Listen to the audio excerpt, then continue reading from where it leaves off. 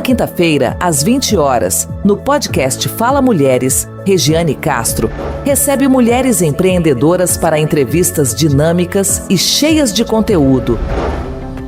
Histórias inspiradoras, dicas valiosas e muito aprendizado esperam por você. Não perca! Ao vivo no YouTube, Fala Mulheres, o espaço onde a voz das mulheres empreendedoras ganha destaque. Esperamos por você.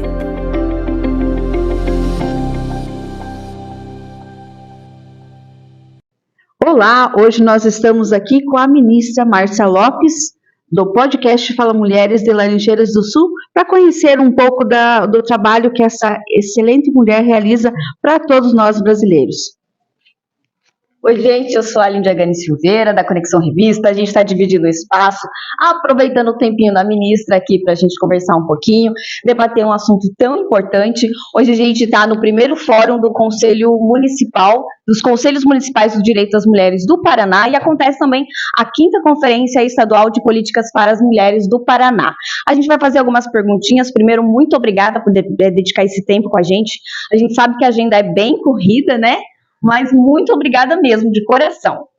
Nos últimos meses, o Ministério das Mulheres tem investido fortemente na qualificação de dados e indicadores de gênero, com destaque para o fortalecimento do Observatório Brasil de Igualdade de Gênero e o Data Mulheres. Ministra, de que forma a produção e o uso desses dados estão impactando concretamente as políticas públicas para as mulheres e como que você pode nos dar que exemplos você já tem quanto a isso?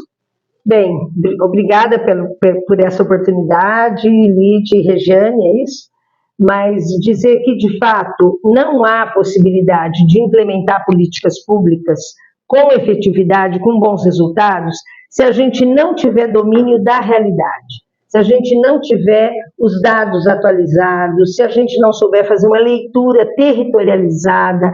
É muito diferente a gente falar da realidade das capitais, de um município de fronteira, de um município muito pequeno que tem 3 mil habitantes, né, em termos tanto quantitativos quanto de qualidade na vida das mulheres, porque isso tem muito a ver com a cultura, com os costumes, os hábitos das mulheres. Então, o Brasil, ele é um país reconhecido mundialmente pelos investimentos que faz nesses processos de construção de indicadores, de conhecimento. O nosso IBGE é absolutamente respeitado. Eu estive na África e lá o próprio IBGE emprestava os nossos PDAs para que eles pudessem fazer os censos, né?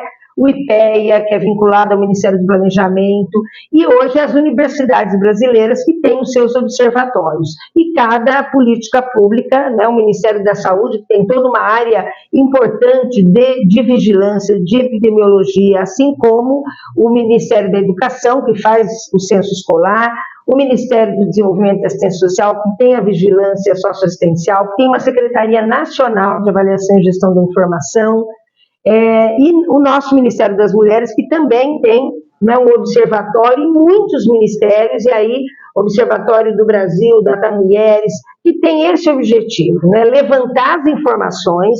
Ninguém quer esconder os dados, como acontecia antigamente no Brasil, mas nós queremos entender esses dados, nós queremos ler esses dados, né, qual a razão de termos tantos índices de violência contra as mulheres, violência doméstica, sexual, patrimonial, violência política de gênero, quanto também os dados, né, principalmente os dados de violência, é muito importante para a gente qualificar e para entender em que contexto se dão essas realidades vividas pelas mulheres. Por isso, nós queremos potencializar e fortalecer uma grande rede de observatórios no Brasil. Queremos, de fato, profissionalizar essa área e colocar à disposição. Quando um município tem as informações, ele é capaz de fazer um plano mais acertado para o município. Esse é o grande resultado que os dados têm, né? A gente denunciar, a gente anunciar, informar, instrumentalizar os planejamentos que nós todos temos que ter para fazer políticas públicas e também ter isso como indicador até para monitorar. Se eu implanto, como é que está a Patrulha Maria da Penha? Quantos atendimentos ela fez? no ano, no mês, como é que está os atendimentos da Casa da Mulher Brasileira, ou de um centro de referência, de uma unidade básica de saúde, de uma escola.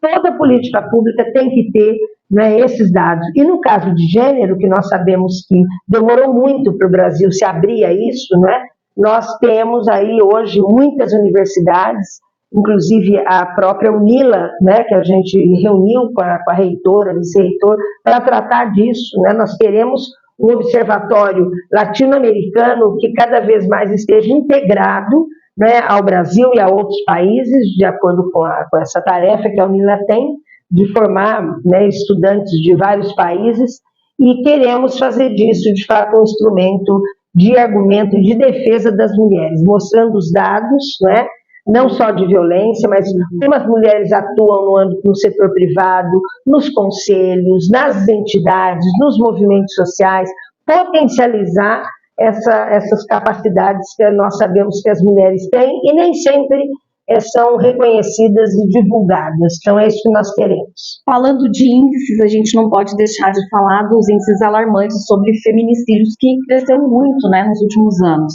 E o Ministério das Mulheres lançou recentemente uma mobilização nacional, que é o Feminicídio Zero, uma articulação com os diversos ministérios. Isso é importantíssimo, e eu queria que a senhora explicasse um pouquinho sobre as ações estruturais, né, e as priorizações da campanha.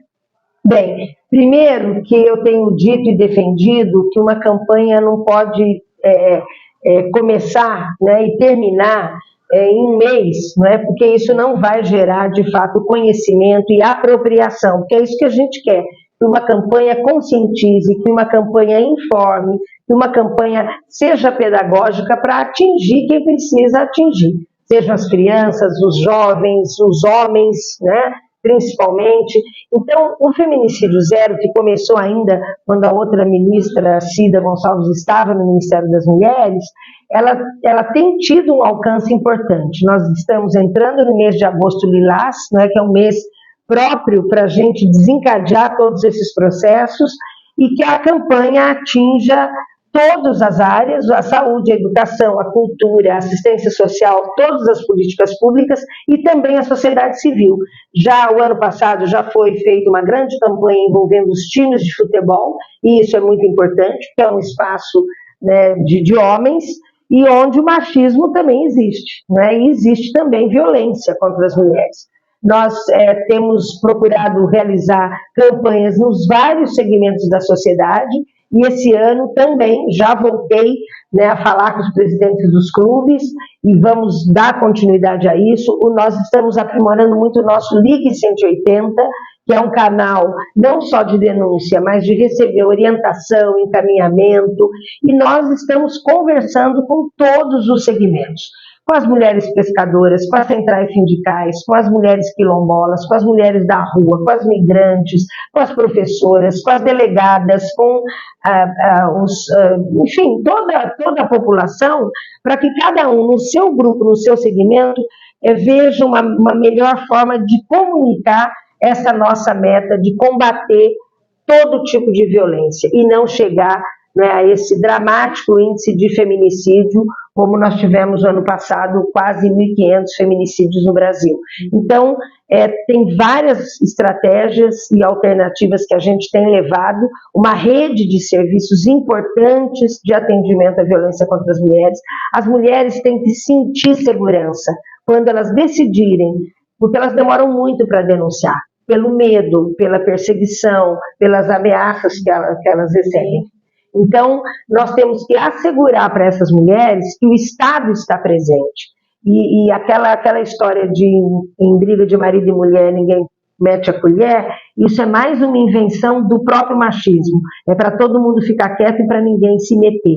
Mas o Estado brasileiro, nós aprovamos a Política Nacional de Cuidados, o Estado tem o dever de cuidar da população e principalmente cuidar das mulheres. Então, nós acreditamos que esse ano a gente está ampliando mais ainda essa nossa conversa, esse nosso diálogo, vamos, né, reunindo os grupos, as pessoas. Tenho falado para os prefeitos que se cada prefeito e prefeita todo dia disser, né, neste município nós não admitimos violência contra as mulheres, Se o padre, o pastor, a professora, o médico, todos, o assistente social, a psicóloga, todos os trabalhadores falarem isso, pode saber que os nossos índices vão baixar. E é isso que nós queremos. Bom, eu vou abrir meu espaço agora, então, para a Regiane fazer as perguntas. E você?